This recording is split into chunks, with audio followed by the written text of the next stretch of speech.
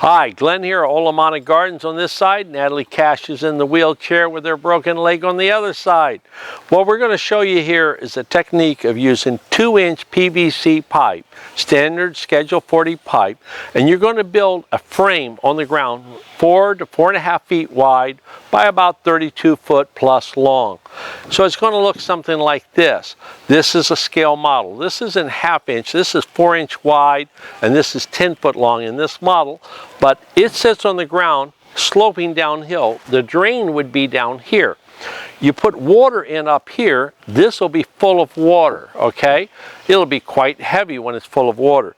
But to secure it and to keep it from moving around, we do this. We take this chain link fence part here that is normally used on a vertical post on chain linking, and we take this and we're going to put a round spike in it. It's a galvanized spike, and we're going to spike down the 2-inch pipe here to the ground. So this pipe all the way around here is 2-inch, staked down about every 5-6 feet, whatever you feel comfortable with, that this doesn't move, okay?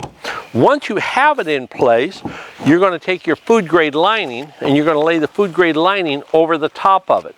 And it's going to look something like this. If the food grade lining was over here, you're going to take another piece of scrap 2-inch pipe. I've cut this purple just so you can see it a little bit better.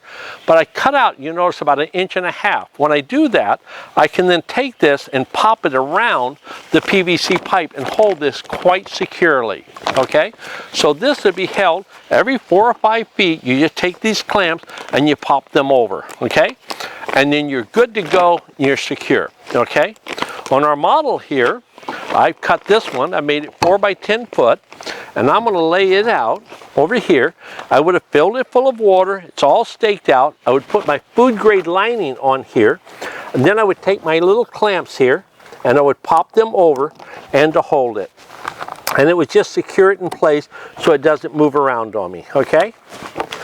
So I secure that around like that. At the ends, you'll need 1 or 2. It's not going anywhere.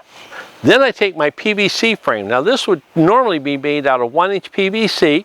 It would sit here. It would be about 4 feet wide at the bottom, about 6 or 8 inches wide up at the top, just as close as the fittings would allow it to go together. Then you would put your sideboards on here with your plants going in, okay?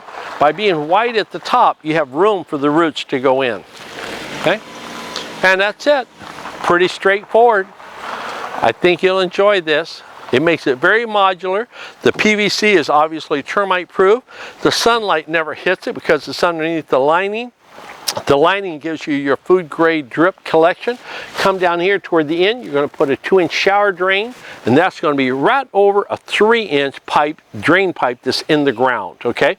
There's no physical connection. It just sits there, a 2-inch inside of a 3-inch. And I think that's it.